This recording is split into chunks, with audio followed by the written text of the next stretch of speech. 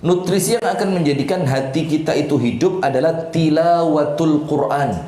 Dan Al-Imam An-Nawawi mengatakan afdhaludz dzikri tilawatul Quran. Zikir yang paling utama tilawah Al-Quran. Baca, tidak bisa. Belajar, tidak bisa-bisa. Terus jangan putus asa sampai mati. Kalau kita tetap belajar, maka meninggal dalam keadaan husnul khatimah. Karena meninggalnya apa? Khairukum man ta'allamal qur'ana wa 'allamahu. Kita meninggal dalam keadaan terbaik karena tetap mau belajar ngaji. Saya sampaikan di mana kemarin, di Boyolali, di pondok Darus Syahadah. Itu saya bilang, ibu-ibu yang sepuh-sepuh itu dibikinkan kelompok ngaji sendiri. Tapi ngajinya bukan ngaji fikih, tafsir, hadis. Ngajinya apa? Ngaji Al-Quran. Dan sudah ndak musimnya, Bu. Kalau sudah sepuh, isin itu gak wayai. Karena ini pertaruhan antara selamat atau tidak selamatnya kita setelah kematian. Isin Ustadz, mari cari kelompok sendiri, gaya kelompok dewe. Nanti difasilitasi, kita kirimkan apa? Gurunya. Atau yuk dibikin kelompok pengajian Al-Quran yang seumuran. Nah, maka seperti itu penting. Jadi jangan sampai kemudian tidak bisa baca Al-Quran dan perasaannya tenang. Wah, ini bahaya ini. Tidak bisa ngaji tapi perasaannya apa? Tenang. Kita belajar bisnis saja, itu kita belani kok nginep di hotel dengan biaya yang mahal sampai 8 juta, 10 juta, nginepnya 2 malam. Ini hanya untuk belajar bisnis yang isinya nguber dunyo. Terus mana mungkin untuk sesuatu yang nguber akhirat, yang terkadang jangankan bayar, gratis, terkadang gratis. Itu ngaji kayak. Nah, maka majelis Quran itu jamaah harus ada di rumah kita masing-masing. Ngaji bareng, suami, istri, anak, suami, istri, anak. Kalau tidak bisa, datengin guru. Tapi cari guru yang amanah, jak guru sing rebyek. Bah, aku ingin ngaji nang omahe Pak iki. Alif bengkong ora ngerti. Ini cari guru yang amanah supaya apa? Supaya kita cerita dengan dia, kemudian kita itu belajar dengan dia, itu tidak merasa malu kalau sampai kemudian apa yang kita tidak mampu dari Al-Quran itu diceritakan kepada orang lain. Ngaji. Sampai pentingnya ngaji nih, itu Nabi Muhammad itu sampai dideres langsung oleh malaikat Jibril. Ketika ayat yang turun baru Al-Alaq 5 ayat, Al-Muzammil 10 ayat, baru 15 ayat Quran, mek 15 ayat tok. Tapi karena pentingnya ngaji dan Al-Quran, Allah minta apa? Warattilil Qur'ana tartila. Itu dalam surat Al-Muzammil, ya ayyuhal muzammil qumil laila illa qalila nisfahu awin qus minhu qalila auzid alaihi warattilil Qur'ana tartila inna sanulqi alaika qawlan thaqila. Karena sebentar lagi engkau akan mendapatkan tugas berat. Maka treatmentnya 2, sholat dan ngaji. Ini treatment paling kuat untuk menjadikan seseorang itu hebat. Sholat dan ngaji. Maka pendidikannya Nabi di zaman dulu, Pak. Ketika Nabi mendidik para sahabat, itu didikannya cuma 2, iman dan Al-Quran, selesai. Nanti mengenai kemahiran-kemahiran duniawi, itu silakan dipelajari bersama ahlinya masing-masing. Tapi kemudian yang kita bangun bagaimana anak didik kita itu sukses akhirat. Dan salah satu yang menjadikan pendidikan kita sekarang itu arahnya nggak jelas, itu gara-gara goalnya apa kita bingung. Jadi anak itu dididik goalnya apa, nggak ngerti. Padahal kalau kita pribadi gak usah ruwet. Saya didik anak saya 1 tok supaya dia jadi soleh. Kalau perempuan supaya dia jadi solihah, selesai. Kalau dia soleh, kalau dia solihah, mau apapun yang terjadi terhadap kehidupan dunianya, maka kesolihannya itu akan menjadi bekal yang luar biasa. Jadi gak usah ruwet-ruwet. Dia suruh apaan? Bahasa Thailand lah. Apa sawadihab? Sawadihab. Kurut bahasa Thailand. Masya Allah. Sawadihab. Nah sudah. Kemudian yang ketiga istighfar. Terus istighfar. Zikir, ngaji, istighfar. Zikir, ngaji dan istighfar. Kemudian yang berikutnya, di antara obat yang akan menjadikan hati kita itu seger, sehat, bergas, itu yang terakhir kemarin, harus banyak berdoa. Termasuk doa yang untuk hati kita, Allahumma ya muqallibal qulub tsabbit qalbi ala dinik. Sebagaimana Rasulullah juga mendoakan para sahabatnya, Rasulullah memegang di bagian jantungnya. Terus Rasul bilang apa? Allahumma tahhir qalba wa hassin farja.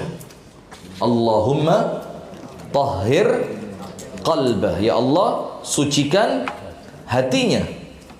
Wa hassin, dan jagalah, perbaikilah farja, kemaluannya. Jadi perbaiki hatinya, bersihkan hatinya.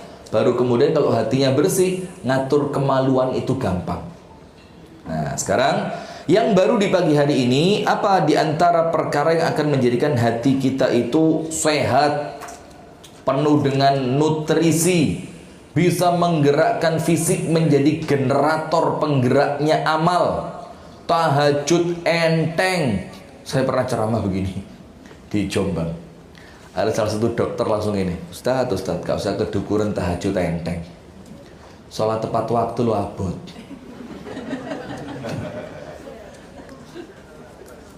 Jadi, tapi pikir-pikir masuk akal. Salah tempat ceramah kayaknya saya. Saya ngomong tentang tahajud di depan orang yang sholat fardunya aja belum tepat. Keliru. Ini salah kelas ini, salah kelas. Maka saya bilang sama beliau begini, ada ucapannya salah seorang tabi'in, kalau saya tidak salah Malik bin Dinar, itu mengatakan begini, al-munafiqu yadhunnu kullan nasi mithlahu. Orang munafik itu mengira semua manusia sama kayak dia. Jadi orang munafik itu mengira kita ini semuanya munafik. Ya, seneng delok wong wedok cuma lek ana uang pura-pura gak seneng. Seneng maksiat tapi kalau ada orang pura-pura ndak seneng. Salat itu sekedar menggugurkan kewajiban. Itu perasaannya orang munafik yang dia anggap kita semuanya ini apa? Sama. Padahal enggak, kamu tok. Kalau munafiknya kamu, saya tok kalau munafiknya saya. Jadi maka pertanyaan-pertanyaan semacam itu yo sakjane ditanyakan tuh bongkar aib diri sendiri. Nah maka ketika kita sudah ngomong tahajud, kita ngomong mengenai puasa sunnah, berarti tentu di level awal yang wajib sudah beres. Wa ma taqarraba ilayya 'abdi bi syai'in ahabbu ilayya mimma aftaradtuhu alaih.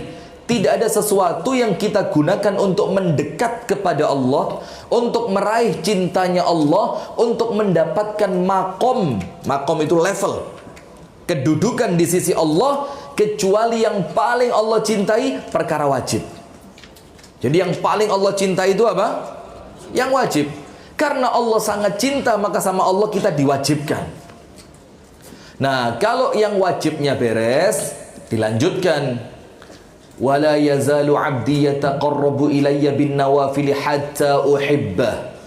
Yang wajibnya beres, dia merasa apa? Ini belum cukup ini. Saya harus tambah dengan perkara-perkara yang sunnah. Sholatnya sunnah, puasanya sunnah, amal-amal sedekahnya juga bukan cuma yang wajib seperti zakat, tapi dilakukan yang sunnah. Sampai apa yang terjadi? Hatta uhibbah. Sampai akhirnya orang itu menjadi kecintaannya Allah. Jadi anak tangganya ya gak enteng Pak. Karena yang mencintai bukan presiden, yang kalau mangkel iso mecat-mecat sakarepe dhewe. Ini yang mencintai adalah Allah Subhanahu wa ta'ala, yang tidak mungkin pernah salah pilih Allah mencintai siapa. Maka ikhtiarnya, effortnya juga harus besar. Sing wajib telatenono, sing wajib.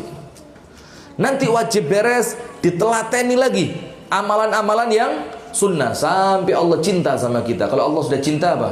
Aku jadi telinga yang dia mendengar dengannya, aku menjadi mata yang dia melihat dengannya, aku menjadi tangan yang dia menyentuh dengannya, aku menjadi kaki yang dia berjalan dengannya. Dalam artian semua tubuhnya itu dalam penjagaannya Allah. Sampai dibilang wa idza sa'alani la u'tiyanna. Kalau dia minta, tak kasih apa yang dia minta. Wala in ista'adzani la u'idhanna. Kalau dia minta perlindungan, aku lindungi dia dari apa yang dia takutkan. Ini kalau sudah mendapatkan makom level dicintai oleh Allah. Tapi yo tentu ikhtiarnya harus kuat. Nah, sekarang yang baru di malam hari ini, di pagi hari ini adalah apa? Bersolawat kepada An-Nabi Sallallahu Alaihi Wasallam. Ini termasuk nutrisi yang menjadikan hati kita itu apa? Sehat. Ini termasuk nutrisi yang bikin hati kita sehat. Solawat kepada Nabi Sallallahu Alaihi Wasallam ini kita tidak baca semua keutamaan solawat ya. Kita sekedar menunjukkan bahwa solawat itu nutrisinya hati. Solawat itu vitaminnya hati. Solawat itu hiasannya lisan. Solawat itu menunjukkan kedudukan seorang hamba kelak di hadapan Allah Ta'ala, kedekatannya dengan Nabi Muhammad atau jauhnya. Di situ, jadi kita tidak bicara keutamaan solawat terlalu panjang di sini. Tapi yang kita bahas bahwasannya solawat itu akan mengantarkan seorang hamba untuk mendapatkan kesehatan dan nutrisi di dalam hatinya. Betul Bang Mo? Bang Mo? Betul ya? Luar biasa. Mana Ustadz Fauzi mana? Tidak datang Ustadz Fauzi. Diriwayatkan dari Abu Hurairah radhiyallahu taala anhu bahwasannya Rasulullah sallallahu alaihi wasallam bersabda, "Man shalla alayya salatan wahidatan sallallahu alaihi biha asyra." Orang yang mengucapkan satu kali salawat kepada Nabi Muhammad sallallahu alaihi wasallam, Allah akan membalas yang satu itu dengan 10.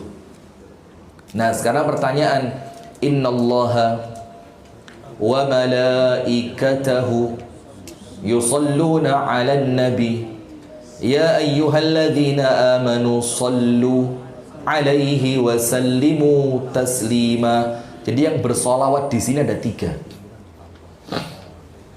Innallaha amara bi amrin bada'a fihi bi nafsihi wa thanna bi malaikatihil musabbihati bi qudsi. Jadi Allah itu ketika memerintahkan kita untuk bersolawat, maka Allah Ta'ala menjadi yang pertama menjalankan itu. Kemudian para malaikat, sampai dikatakan oleh Al-Imam Al-Qurtubi, kenapa Allah merasa dalam tanda kutip ya kurang, padahal solawatnya Allah Ta'ala, solawatnya para malaikat-malaikat al-muqarrabun itu sudah mengalahkan semuanya. Kenapa kok manusia banyak dosa model kita ini diajak bareng-bareng? Kata Al-Imam Al-Qurtubi, nomor 1 untuk bersambungnya kemuliaan, karena samanya amalan itu menyamakan kemuliaan. Yang kedua, agar tersambung antara solawat langit dengan solawat bumi untuk Nabi besar Muhammad sallallahu alaihi wasallam. Nah, kemudian apa arti Allah Ta'ala bersolawat untuk Nabi Muhammad? Karena solawat itu kan memohonkan doa. Lah ini Allah yang mengabulkan doa, terus Allah minta sama siapa? Kok Allah bersolawat? Berarti kan kalimat solawat itu Allahumma salli ala Muhammad. Ya Allah, berikanlah doa, ucapan solawat kepada Nabi Muhammad. Nah sekarang kalau yang mengucapkan adalah Allah Ta'ala, lah Allah mintanya sama siapa? Sama diri sendiri? Rifki, tukang cilok. Saya ngomong sama diri saya sendiri. Tukang cilok. Kan gak lucu juga ya. Kalau saya tidak perlu ngomong, saya pengen cilok tinggal duit banyak. Duit arisan dari mana? Ngawur ente. Mau yang mana? Nah sudah, maka jamaah sekalian, arti salawat Allah Ta'ala kepada Nabi Muhammad itu yang pertama rahmat, Allah merahmati. Yang kedua, ridwan, ridho, Allah meridhai. Yang ketiga, tasyrifan, Allah memuliakan. Merahmati, meridhai, memuliakan. Siapa? Nabi Muhammad. Di hadapan siapa? Di hadapan para malaikat yang dulunya sempat meremehkan manusia ketika Allah Ta'ala berfirman, Inni ja'ilu fil ardi khalifah.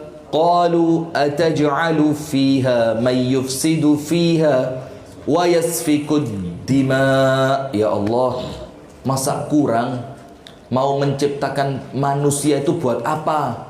Wong kami ini ya Allah senantiasa berzikir, bertasbih, mensucikanmu, mengagungkanmu. Sementara makhluk yang akan engkau ciptakan kesukaannya apa?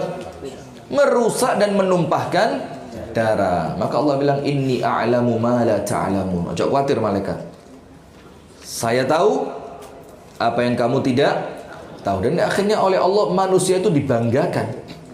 Termasuk ketika Allah Ta'ala memuliakan Nabi besar Muhammad SAW, ada bentuk tasyrifan lahu, memuliakan Nabi Muhammad di hadapan para malaikatnya. Dan bentuk kemuliaannya banyak.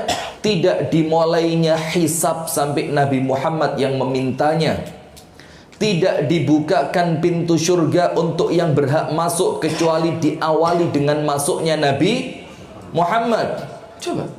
Dan kemuliaannya Nabi Muhammad itu punya hak prerogatif untuk menyelamatkan umatnya di hadapan Allah bagi mereka-mereka yang mendapatkan izin dan ridho dari Allah. Itu dimuliakan oleh Allah. Itu sholawatnya Allah Ta'ala. Sholawatnya malaikat apa? Istighfaran. Istighfar, memohonkan ampun. Kalau sholawatnya manusia, sholawatnya manusia artinya doa. Artinya apa? Doa. Maka sholat itu artinya apa? Doa. Jadi ketika kita sedang sholat, lah kok kita lupa sholat itu maknanya adalah meminta kepada Allah, ya sholat kita hilang ruhnya. Loh, sholat itu Anda sedang ngadep sama Allah. Ya Allah muliakan, ya Allah sembuhkan, ya Allah mudahkan, ya Allah rahmati, ya Allah ampuni, ya Allah. Dari awal kita sholat, Allahu Akbar, kemudian baca doa apa? Iftitah, sampai kita salam, itu semua isinya apa? Doa. Nah sudah, maka sholawatnya Allah kepada Nabi Muhammad artinya apa?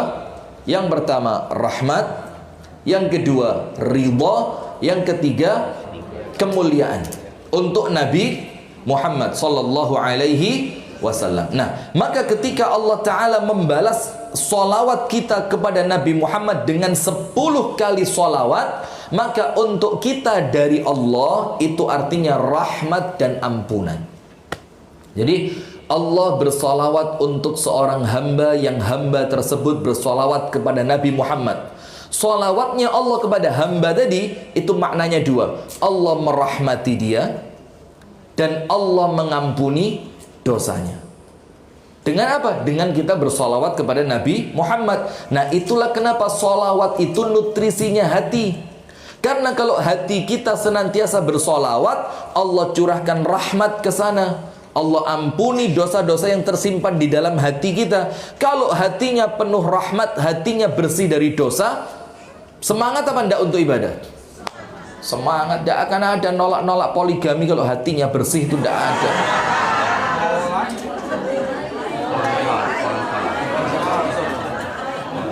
Kok tiba-tiba rame? Saya ngomong apa barusan? Sponsor. Sponsor? Sponsor utama. Omongan saya salah enggak barusan? Enggak salah kan? Enggak salah. Saya tidak sedang menghina tukang es wala tukang apa, enggak. Kenapa Anda ketawa-ketawa Anda? Kenapa? Ada dalilnya. Ada dalilnya syar'i ini. Nolak malah enggak syar'i ini.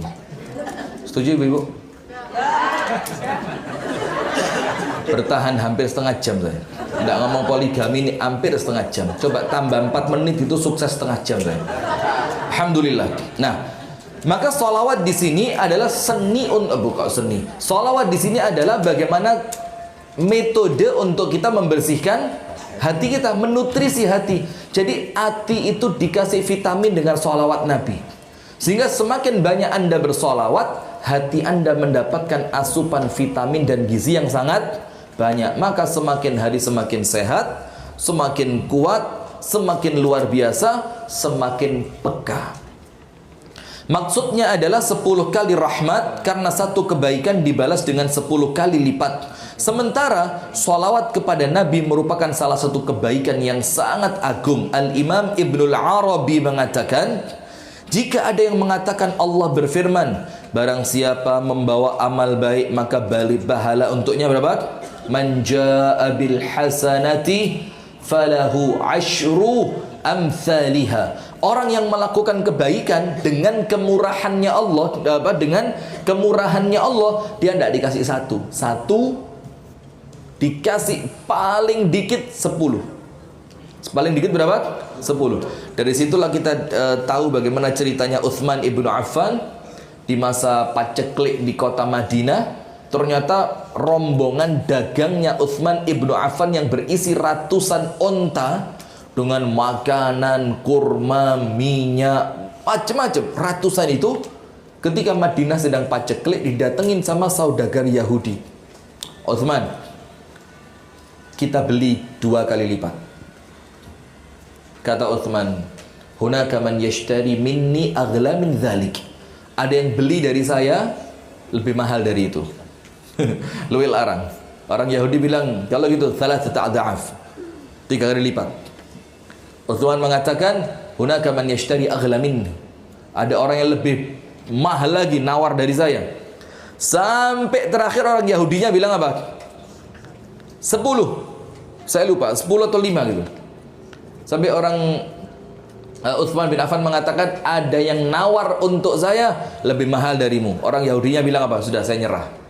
Tapi setahu kami tidak ada di Medina ini saudagar yang lebih mampu dibanding kami. Maka kami minta cuma 1. Kalaupun ada yang membeli lebih tinggi dibanding harga kami, duduk no sapa wonge. Apa kata Utsman? Allahu yashtari minni bi 10 amsalihha. Allah membeli dariku paling apes 10 kali lipat. Paling apes berapa? 10. Ngeluh wong Yahudi. Wah, gendeng ya. Lah iya, maka orang beriman itu kadang-kadang untuk orang yang tidak punya iman dianggap apa? Gak masuk gak rasional. Maka kalimat-kalimatnya apa? Sing realistis lah mas. Yo beda kelas lah. Panjenengan realistisnya dunia, kita realistisnya akhirat. Jadi kalau ngomong realistis, ya untuk kita ini realistis itu akhirat, mati itu realistis. Besok di kuburan makan apa, duduk di mana, kasurnya seperti apa, kuburannya ukuran berapa, itu realistis untuk kita sekarang ini dibangun. Tapi sementara orang yang abna'ud dunia, pengekor dunia, itu menjadikan realistis itu apa? Ya dunia ini, ya realistis lah mas, mikirlah anakmu kepingin sekolah, kok duit itu kok endi, nanti lek ono sing loro berobati ya opo, nanti lek pingin jalan-jalan ya mungkin ke Malaysia kalau tidak punya tabungan. Itu realistis, beda kelas antara dunia dan akhirat. Maka kata Ali bin Abi Thalib, antara dunia dan akhirat itu dua-duanya punya anak. Abna'ud dunya wa abna'ul akhirah. Dan setiap dari anak itu mesti mengekor kepada induknya. Nah dalam keadaan kalau kalian nguber dunia, dunia itu semakin diuber semakin pendek umurnya. Karena semakin hari umur kita tambah banyak apa tambah dikit? Sementara kalau akhirat itu kalian kejar, kalian semakin mendekatinya. Karena apa? Semakin dekat perpindahan kalian menuju ke tempat itu. Jadi lek omai gak ndang dibangun, kesusu mati, yo sik bocor kabeh. Apalagi musim hujan nih, waduh. Saya jadi inget tuh waktu Mujahid itu meninggal. Itu kan pas musim hujan juga, Ramadan, hujan deras gitu kan. Umi saya itu di omah nangis. Sakit nih Mujahid, kuburannya teles. Saya bilang, mah, ini bukan masalah kuburan teles, ini kuburan itu cuma tempatnya, tapi alamnya beda. Ya boleh jadi mas yo ketok jenazahnya ke genang air, tapi kan itu kan fisik. Tapi kemudian apa? Allah akan yuna'am ala ruh, yang mendapatkan nikmat itu apa? Rohnya. Jadi gak usah bingung, aduh makku kuburannya cilik. Ya lucu Anda ini. Maka kuburan itu bukan tempat 2 kali 1-nya itu, tapi alam. Tapi apa? alam yang jauh berbeda dengan alam dunia, sehingga tidak bisa dibayangkan. Cilik yo, gue lagi dilungguni malaikat lalu gue piye wong lemah kebek kayak ngono lho. Nah, ini iku